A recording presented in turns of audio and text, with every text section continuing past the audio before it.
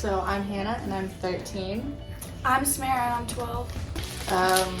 School weeks, we wake up, we go to school, we come back from school, and we help our mom either with dinner or watching our siblings, and then we do devotionals and go to bed. So we have two siblings that our adoptive parents had biologically, which are our little sister who's 1 and our little brother who's 3, and then we have 3 half siblings from our biological parents. We have a half sister who we still hang out with, and her name's Alex.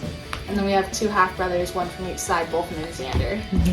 I was newly 6 and she was newly 5 whenever we were adopted. Okay. But for me it was sort of just the same because I'd always helped her when we were younger. We're both part of the youth group at church, and I am part of the choir at my school, and I've signed up for swim next year in high school, and I'm going to try to join theater as well. I'm involved in orchestra and art and hopefully cross country next year. So, yeah. It was never a real specific moment for me or her, but I guess it would have been my 7th birthday because I'd never had a birthday, but my parents went out on their own and made that happen for me, so that was really sweet. It was, like Hannah said, not really a time set in place, but it was just every single night when they went to tuck us into bed, just letting us know that they were always there for us and they would never let us go. I definitely want to help some way in the foster care system, whether that's just I don't know, helping or doing more videos like this for people, but yeah, I would like to help in some way. I honestly probably will, but because I've always liked having kids around, even though they might be slightly annoying. I used to have a couple of friends that were foster and adopted, and we never, after our parents adopted us, they never did long-term stays, but we helped some kids that came into our home, and we are still in contact with one of them. She's a friend. It is a really good thing, and it takes lots of patience, but I think lots of people can pull it off because look where we are now. Just to also remember that if a kid's not opening up to you, they probably have a good reason for doing that because you don't know their background, and if they're not willing to share, you're not going to find out. Just be there for them. And if you ever have a really, really crazy kid, try calming them down with music.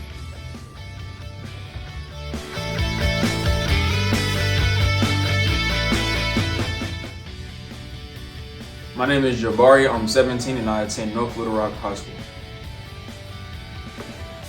I was in 3rd grade when I first entered foster care, and I was adopted by my 4th home. A time where I knew what God heard my prayers was when it was a long period of time that I went without seeing my sister. And one day I just prayed hard on it. It was 4th of July. And I asked him to let a firework go off if it was guaranteed that I'd see my sister the next day. And when I grabbed the doorknob to go in the house, the firework went off. And I did slip on it. And it turns out the next day I did see my sister. I was adopted at age 14 in the 7th grade. And me and my sister were also both in the same home. One of the values that were installed into me is hard work. You gotta work for what you want. So I wanted a car, so I spent the whole summer working super hard to get one.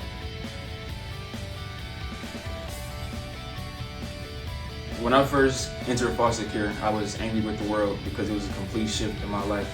And that anger caused me to not let people in my bubble. And when people did get in my bubble, they caused me to fight. I'm grateful that my family introduced me to church. They brought me closer to God, and that led on to me having more patience with people. And I feel like that just took away my anger, so I'm not as angry with the world anymore, and I know how to handle situations. If you're still in foster care, I want you to know that it's not the end of the road for you. It's getting a big change can happen. Just keep praying and keep your head up. God is watching you. Because I thought the same thing, but I was blessed, and I love how my blessing turned up. God has promised to give me hope and a future, and I have found that.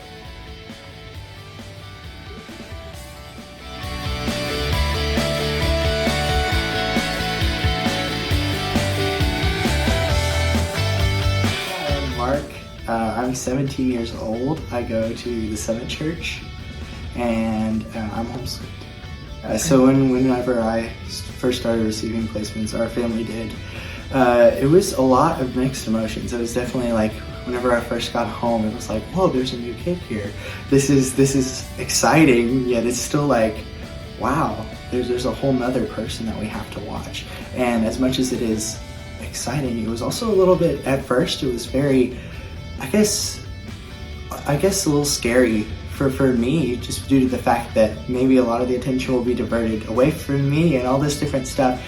And I think something that I've definitely learned through this process is that it's not all about me. It's about caring for other people, and it's about putting yourself last. And so I think that that is something that I've really learned, and experiencing all of this, that God's gonna look after you. And even whenever you put yourself low, that's whenever He's gonna bring you up. And so that's really something I've learned. So about 2 years ago, maybe, we first started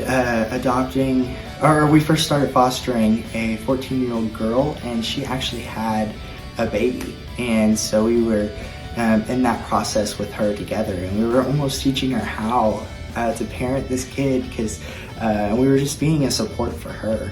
And through that process, I really saw God move, and we saw how a life can just radically change, and how something that might look like really, really bad, and something that may look like it's helpless, really has a hope and really has a future. And we can see how she's just like growing. She's not with us anymore, but we can just see that she is growing in society and in community, and she's found her place. And that's only through Jesus, and we really have seen that, and it's just been a joy to see. So whenever I see myself in the future, I definitely see someone who is willing to help people and willing to go out of his way and to put himself last. And so that's really what I think God wants us to be. He wants us to put Him first and put ourselves at the bottom. And so I can definitely see myself fostering in the future. And I can definitely, I just have a passion for kids, so I can definitely see myself working with kids in some way, shape, or form. And so I'm just really excited for what God has planned for me in the future.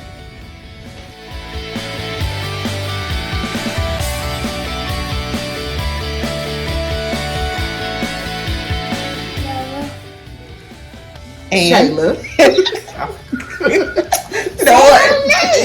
Say like Mommy, Noah. Well, I never determined I wanted to be a single mom. Okay, how did that happen? Through a friend who encouraged me to be a part of the foster care ministry with the call. I started out just wanted to do rescue care. I think I was 32 when that occurred. And it kind of chose me. I didn't choose it, rather. I had about roughly 10 children. And what are their ages? Anywhere from 3 days old to 17 years old. And that one you have in your arms now? He came, I actually got the call the day after he was born, but he came home at 9 days old. Awesome sauce. Just the ability to be able to pour into the children. Some of these children, this is the only God that they will see is through you or through the individual that's fostering. So to be able to let my light shine.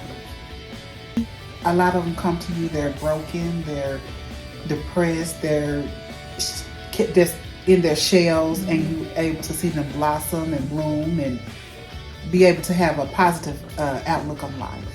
A lot of prayer definitely is key. and patience as well. Okay? Definitely with the encouragement. I travel with work, so it's a lot of times I'm depending on the respite parents to step in. I can call the call and they go into action. Whatever I need, they're there. I would definitely say I have an awesome church family. I consider Noah a church baby.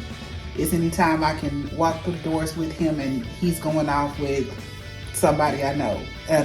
And he may be with one church member at one point and another church member at another point. Especially during the pandemic. It was very hard to be a part of ministry and still trying to raise a child. Even with the call malls. I'm a little delayed and I like to do a lot of online shopping. So when I'm trying to wait on the shipment to come in, I can call the call mall and they'll open the doors gladly, even when they're not open during their normal times. That was me. Especially as a single person going from no children to, hey, you have somebody in your home. I would tell them to start off small, at least attend an informational meeting. If they don't want to jump into fostering right away, you can always volunteer as a mentor. You can just do respite. I tell them because we need respite parents, we need you. And just make yourself more aware and knowledgeable of the different things that you can do.